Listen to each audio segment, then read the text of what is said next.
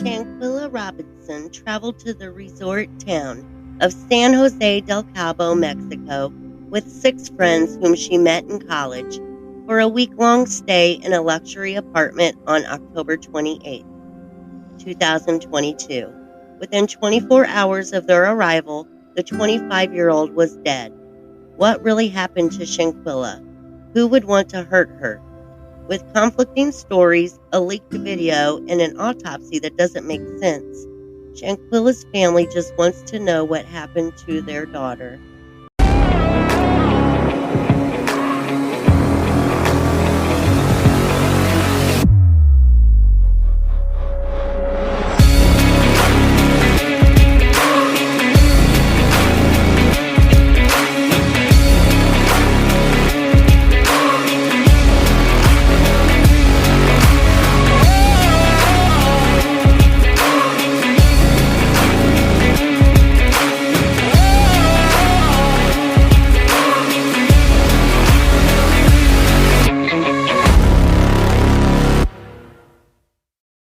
Hello, everyone. Welcome back to After Dark. This is your host, Laura B. Today's case is out of North Carolina and Cabo, Mexico. This is the case of Shanquella Robinson. Shanquella Robinson was a girl who had her shit together. She loved life and loved to travel. She was a young entrepreneur running 2 businesses. One was called Exquisite Babies Braids and Styles, where she braided children's hair. She was also the owner of an online boutique called the Exquisite Boutique. She even did photo shoots to promote the clothing business. She was working hard to make her own brand.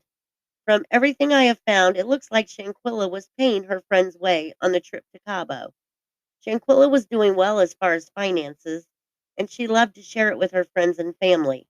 She was generous and had a big heart. This trip was not only a vacation, but they were celebrating the birthdays of 2 of their friends. On October 28th, Shanquella Robinson and 5 friends left Charlotte, North Carolina for San Jose del Cabo, Mexico.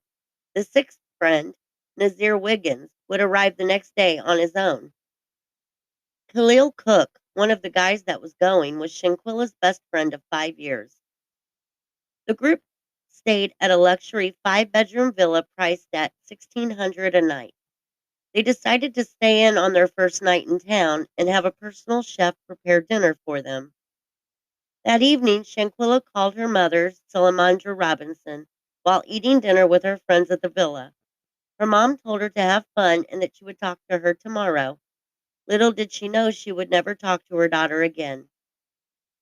The 25-year-old's mother says that she received a call from Khalil Cook in the evening of the 29th, saying that Shanquella wasn't feeling well due to alcohol poisoning and that a doctor was being called. The group called the concierge for help. The concierge called a doctor who gave CPR. Robinson died at 3 p.m., an estimated 15 minutes after her injuries. Khalil then made a second phone call to Salamandra to tell her that her daughter had died of alcohol poisoning. Her parents were skeptical of this. They had a feeling the friends weren't telling the whole truth. At 6:15 p.m., a public security member contacts the state attorney general's office at Mexico's Baja California Sur about Shanquilla's death. Agents are reported to have gone to the scene to investigate. According to the Daily Beast, the Attorney General stated, quote, state criminal investigation agents went to the scene where the initial investigation was carried out under the corresponding protocols. Experts from the Director of Specialized Services carried out the processing of the premises in search of any indications that should be included within the investigation file. In the meantime, all 6 of Shanquilla's so-called friends, including her best friend of 5 years, Khalil, returned to the United States from Mexico, leaving the body of Shanquella Robinson behind. They all stopped by Shanquilla's parents' house to pay their respects. However, each told a slightly different version of what had happened to Shanquella. Khalil brought Shanquilla's belongings back to her parents, and he pretty much was at their house constantly after he returned from Mexico. That is, until Shanquella's parents received the autopsy report. Then he just seemed to disappear. On Saturday, October 29th, at approximately 2:16 p.m., Nazir Wiggins claims that he arrived in Mexico, according to a Facebook Live he posted, where he attempted to tell his side of the story. Again, this is one day after the larger group arrived. Upon arriving, he calls members of the group to get the address of the villa. During this call, Wiggins is allegedly informed of Shanquella's condition. He says the friends told him she was sick due to alcohol poisoning. Around 3:30 p.m., Wiggins says he arrived at Villa Linda 32 in Puerto Los Cabos. He sees the larger group of friends in a game room, and he then finds Shanquella unresponsive in the bathroom.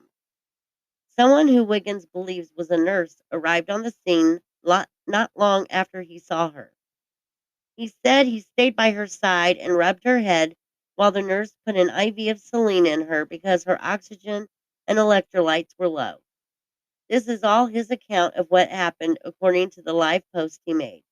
He basically wanted everyone to know that he wasn't there during whatever happened to her.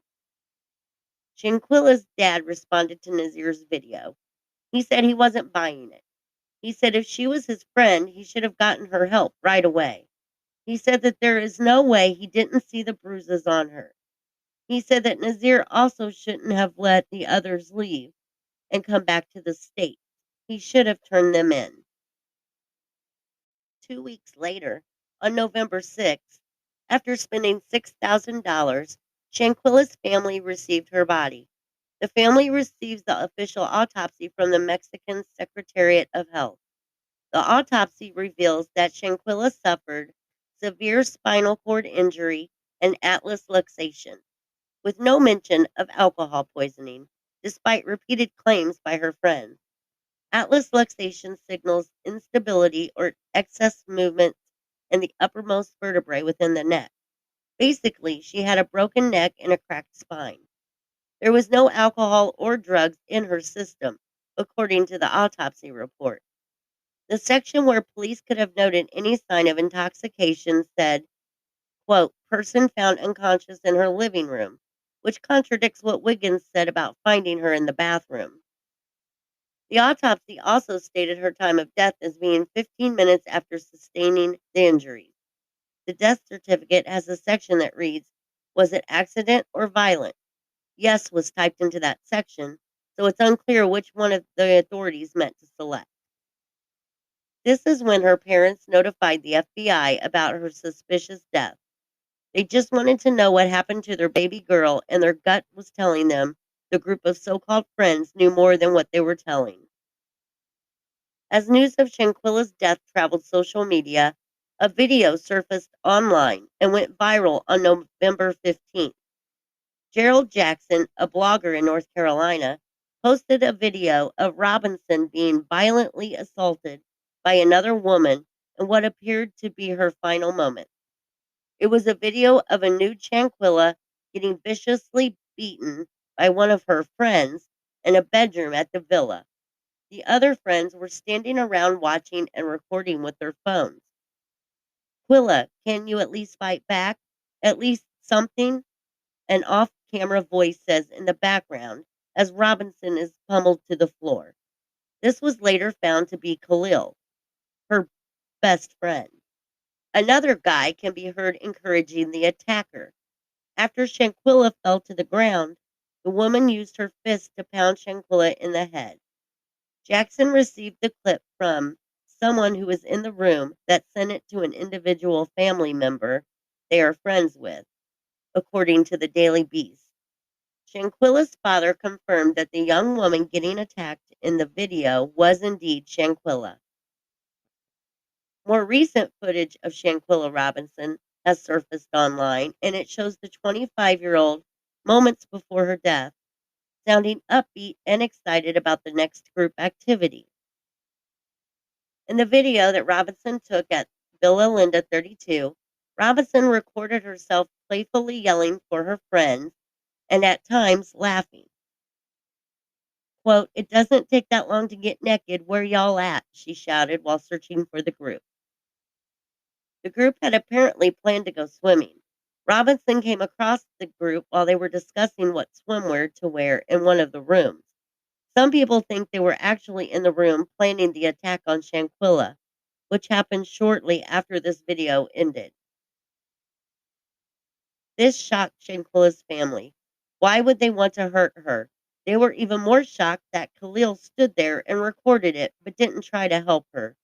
With a best friend like that, who needs enemies? Who were these 6 people who called themselves Shanquella's friends? We do know that Shanquella had met them in college. We also already know that Khalil Cook was supposedly her best friend of 5 years, but yet didn't try to help her at all. Instead, he recorded the fight. Then we have Winter Donovan. She was said to have also hit Shanquella after the first girl stopped. Elise Hyatt. Apparently, she got scared of getting into trouble, so she is the one who leaked the video. Then we have Malik Dyer, who stood and watched and cheered on Dejanay. And Dejanay Jackson, she was the first girl in the video seen beating up Shanquella and bashing her on the head. Nazir Wiggins, whom we know did not arrive until the next day, is the last member of the group. Because the Mexican authorities have said that the group lied to them about what happened, on November 17th, Shanquella Robinson's death is officially being investigated by Mexican authorities as femicide, a form of gender based violence that is seen as a hate crime internationally. Daniel de la Rosa Anaya, Attorney General for Mexico's Baja California Sur, the state where Robinson died, confirmed the news to local media outlets. Because femicide is not tracked in the U.S., there are few reliable statistics on such gender based homicides. However, the practice is on the rise in Mexico. Between 2015 and 2019, femicide cases jumped 145% in the country. If the investigation does not indicate Robinson was killed because of her gender, it will be reclassed as a standard homicide, a spokesperson for the Attorney General's office said. They also added the simple fact that the victim is a woman doesn't determine that it's femicide. It has to be proven to be a hate crime because she is a woman. According to the Charlotte Observer, the FBI is also investigating what happened to Shanquella. A spokesperson gave them this statement, quote, "The FBI Charlotte field office has opened an investigation in the death of Charlotte resident Shanquella Robinson in Cabo San Lucas, Mexico, on or about October 29, 2022. Due to the ongoing investigation, we have no further comment." On November 24th, 2022, the Attorney General's office in Mexico also issued a warrant for a woman who is, quote, "likely responsible" for death. The name of the woman has not been released at the time I was researching the case. However, most people believe it is for Dejanay Jackson, who was the one assaulting Shanquella in the video. Shanquella's sister said prison time is the only justice the family will accept for whoever is responsible for Shanquella's death. She said, quote, "Everyone being arrested and doing time in Mexico. Everybody being extradited over there and doing their time there. That would be justice for us as of now." So will the group, or at least the one with the warrant, be extradited? The United States and Mexico signed an extradition treaty on May 4th, 1978. That provides for the return of those who have committed crimes and fled across the United States/Mexican border. In every case presented for review by the OAG, the option of extradition is considered. Mexico also has a financial incentive to keep people feeling safe in Cabo and to keep it open to tourists, so they will most likely prosecute to the fullest extent, according to Kurt Kearns, an international lawyer with international crimes and investigations. According to the Shade Room, on December 11th, 2022, a rally was held in Shanquella's native Charlotte, North Carolina, where community members and family members came together in her name. The rally was organized by the Million Youth March of Charlotte and Salisbury and was held at Little Rock AME Zion Church. Those who spoke during the event included family, friends, and local leaders who said they stood in solidarity with Robinson's family as they grapple with their daughter's death amid the ongoing investigation. Quote, I'm going to be honest. This is tough. This is hard. How many words of comfort can you bring to a situation like this? Stated Braxton Winston, Charlotte's mayor. Dozens gathered around Shanquella Robinson's gravesite on Sunday, January 8th of 2023, releasing hundreds of balloons as her mother tearfully watched, all while the family continues to seek justice and answers regarding her mysterious death. She's smiling down on us, Shanquella's mother, Salamandra Robinson, told the Charlotte Observer. We have good days and bad days, but we're out here to celebrate. The crowd chanted happy birthday together as family and friends were forced to celebrate Shanquella's first birthday without her. Since Zanaya's warrant announcement in November, authorities in both countries have remained tight lipped about where the investigation stands. Legal experts have explained that securing extraditions and charges against U.S. citizens accused of crimes in Mexico can take time. Yolanda Trotman, a North Carolina defense attorney, said, quote, people need to understand that this is not going to be a quick process. The extradition process takes time. There's going to have to be a level of patience, I think, with people that want justice quickly, and justice may not look like we're used to. Shanquilla's father released the following statement, quote, all I want is justice. I just want the Mexican authorities, the embassy, to do the right thing. Make it right, because they came over there on your soil and did what they did and came back here. Just last week, the Mexican prosecutor involved in the case has asked the U.S. to help determine if there were accomplices in the crime, while the main suspect still hasn't been extradited. Baja California Sur Attorney General Daniel De La Rosa Anye made a rare public comment Friday, saying during a press conference that there is no immunity in the mysterious case and that this office is working with U.S. authorities to order interviews for everyone involved. Quote, it is important to obtain the court order with regard to whoever is responsible for this, but also if there were any accomplices. The Attorney General also stated, quote, we are carrying out all the pertinent procedures such as the Interpol alert and the request for extradition to the United States of America. Anye said the Mexican government will be alerted if the suspect enters the country. In my opinion, everyone who was standing around recording the fight instead of trying to stop it should be charged as an accomplice. This is really all that is out there right now. When there is any more movement in the case, I will come back with an update. Next, I will be covering Casey Anthony, and there is a lot to go over, so it will most likely be covered over 2 or 3 episodes. Until then, have a great week and be safe.